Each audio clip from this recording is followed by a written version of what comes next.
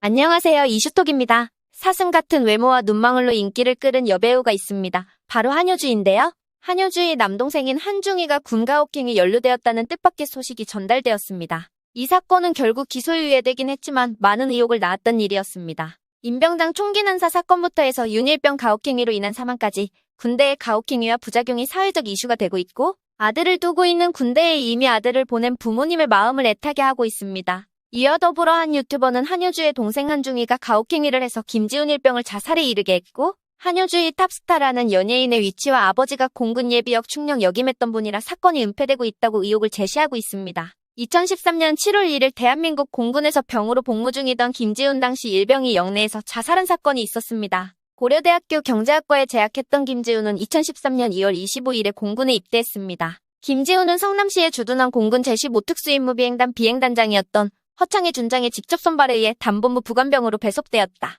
하지만 부관병으로 배속된 이후 일병으로 진급한 1개월 동안 김지훈 일병은 간부인 단장 전속 부관 한지훈 중위로부터 지속적으로 정신적, 육체적 학대를 받았다고 합니다. 2013년 6월 28일 의무부 사관과 면담 과정에서 김지훈 일병은 해리성 정신장애 증상을 앓고 있는 것을 확인되었습니다. 이들은 김지훈 일병이 국군수도병원 신경정신과에서 진료를 받도록 예약했습니다. 하지만 김지훈 일병은 병원에 가지 못하고 서울공항에서 박근혜 당시 18대 대통령 귀국 이전 업무에 투입되었다고 합니다. 이전 준비 과정에서 김지훈 일병에게 학대를 가한 한지훈 중위는 허창의 준장이 입을 정복을 손질하는 일을 맡았습니다. 이 과정에서 정복 손질에 정신이 팔려있던 한지훈 중위는 박근혜 대통령이 예정보다 일찍 서울공항에 도착한다는 전화를 받지 못하게 됩니다. 그 결과 허창의 준장은 박근혜 대통령 귀국 의전에 지각하는 망신을 당하게 됩니다. 한지훈 중위는 이 책임을 김지훈 일병에게 전가했고, 김지훈 일병 및 다른 두 상병에게 완전 군장 상태로 단체 얼차려를 주었습니다.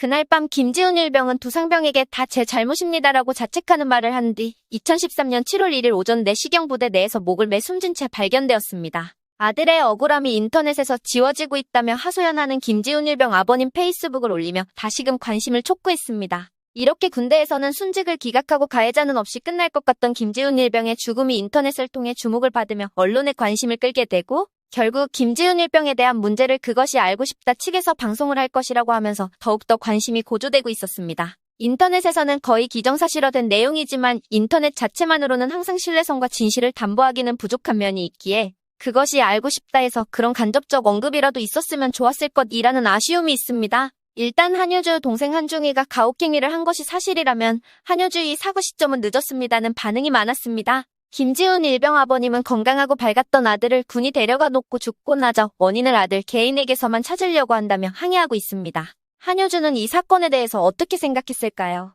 한효주는 동생으로 인해 그동안 찍었던 광고 퇴출 요구를 받고 있습니다. 게시글 작성자는 당신은 가해자의 누나입니다라며 옳은 길로 인도할 책임이 있는 사람입니다라고 글을 올렸으며, 하지만 당신은 같이 공모한 거나 다름없습니다라며 피해자 가족에게 사과할 것을 적극 요구했습니다. 이에 일부 네티즌은 한효주가 나서서 동생의 일을 대신 사과하라며 한효주가 출연한 영화 새시봉 평점 테러를 펼치기도 했습니다. 많이 억울했을까요? 결국 한효주는 이렇게 말하는 네티즌들과 버닝썬 루머 몸살을 만든 네티즌들 33명을 악플러로 고소했습니다. 선처나 합의는 없다는 입장을 밝혔는데요. 한효주는 그럼에도 여전히 각종 포털 사이트 커뮤니티와 SNS 등의 온라인 공간에서 악의적으로 허위사실을 게재하는 명예훼손 및 모욕행위가 무분별하게 확산되고 있다고 말했습니다. 정말 루머와 악의적 악플일까요? 진실은 이미 묻혀서 밝히기가 너무 어렵네요. 고인의 명복을 빕니다. 이상 이슈톡이었습니다. 모두 용기를 가지고 오늘도 행복한 하루 되세요.